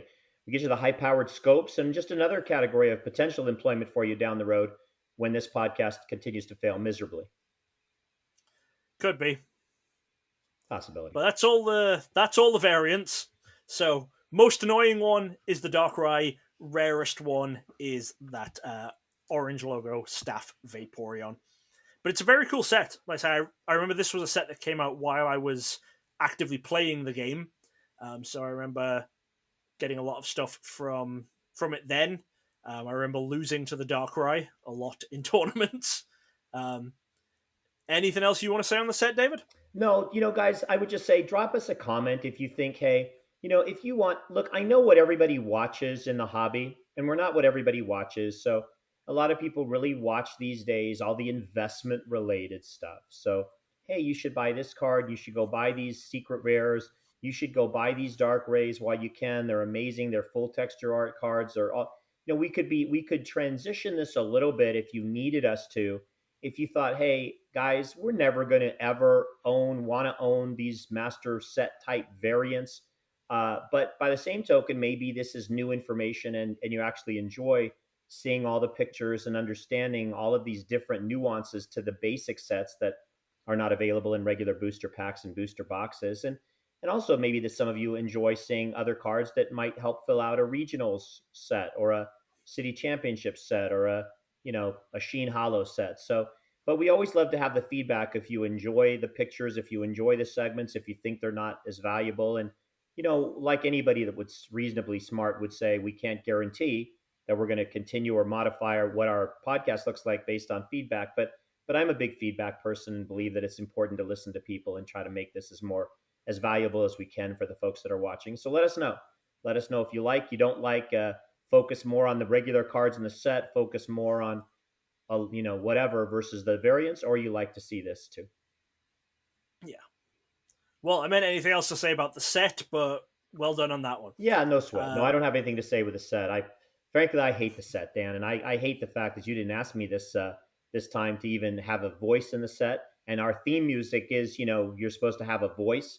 Our thanks Yeah. to somebody that Dan's going to thank at the end for letting us use their music because it's nice. So never say never. What is the name of them, Dan?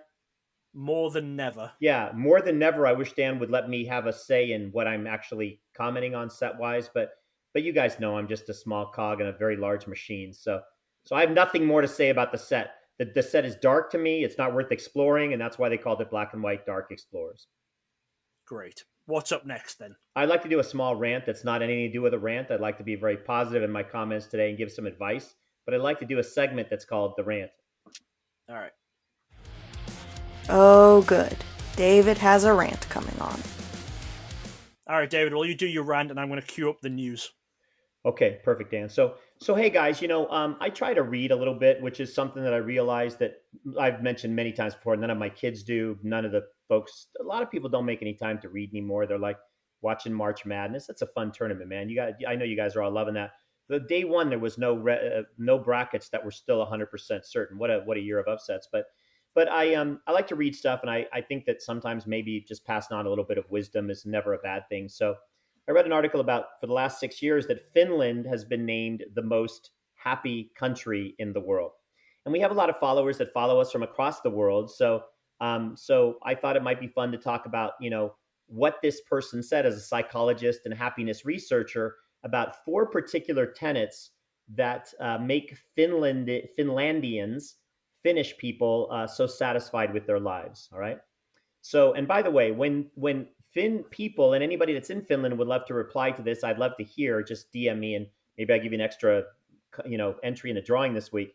But they question the characterization of them being the happiest people because they consider themselves very quiet and introverted and somewhat, I guess they call it melancholy types. So, and then you think about that, and what does that mean? Well, that doesn't exactly align with being the happiest people on earth. But what it really means is that they're not desperately seeking happiness. They're just being very happy without paying a great deal of attention to it. So I'm going to talk about the tenets. I'm not going to talk about the fact that there's institutions and maybe parts of the country like versus the United States. I don't know. Maybe healthcare is universal. Maybe there's things that make it easier for those people just to live in the way that they live. But let's talk about some of the sayings that they've adopted, 4 particular sayings over the course of the history of Finland to make for happier lives. Okay, so number 1, who has happiness should hide it. So when you think about that, it's a rather strange expression because it's like, why would you hide your smile when the world is treating you well, right? And so this stems from a modest national temperament, which says overt displays of wealth and happiness are basically shunned in Finland. And so you don't see fancy or expensive cars in the street. You don't see necessarily, outwardly displays of wealth. And I liken that to talking about, in my profession, financial advisor, the Millionaire Next Door books, which talk about people that are, at home and they don't spend $600 or $1,000 on a big time suit, but they really enjoy the things that with their money that make them able to the little things that are so important, not having to display for everyone what they have versus everyone else. So let me read you this little piece here. It's human nature to compare ourselves to others, which often has a negative effect on our happiness. However, in Finland and other Nordic countries, people tend to be more oblivious to these comparisons and more content. Number 2, the pessimist will never be disappointed. And I talk about this as a way of stoicism, but I think that over the course of my life, I've not really used that term in the best way possible.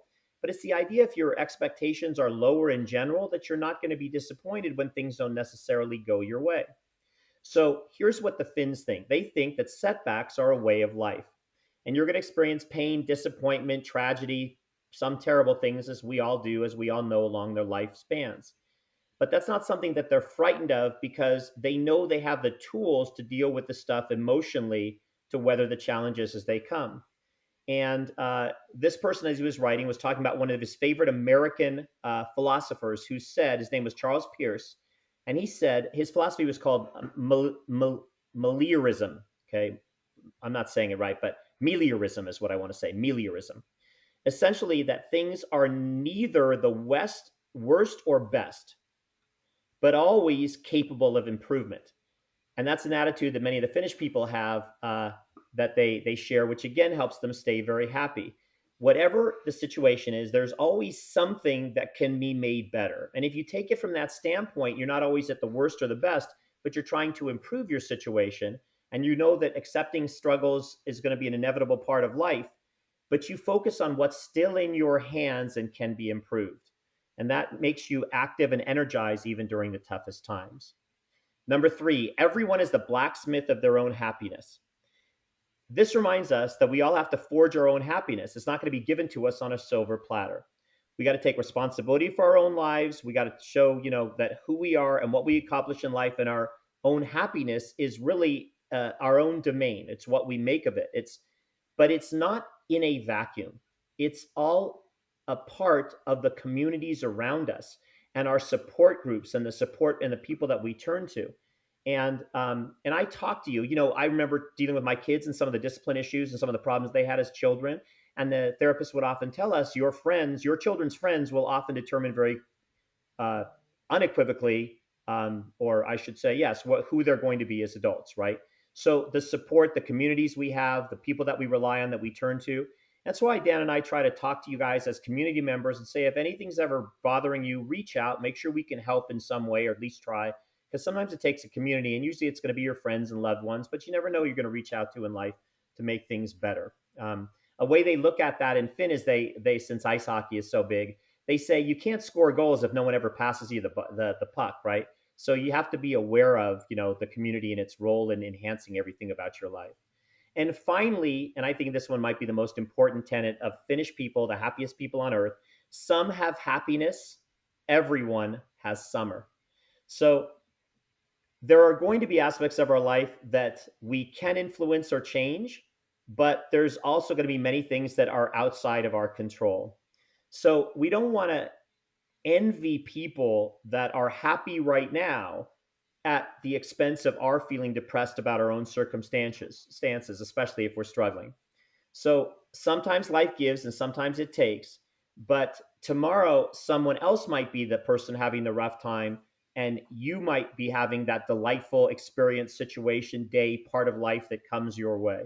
So what you can count on, if you understand positivity, optimism, and all the rest of it, is that sooner or later, summer, that idea of those shining days of brightness, are going to come to us all. So maybe a little lesson today, not a rant, but more just an educational quick summary of why Finland's been named the happiest place on earth 6 years in a row. And if we can always grab one pearl of wisdom from someone who's happier than us, or a little more grounded, I think that's always a good thing to do. I appreciate you listening.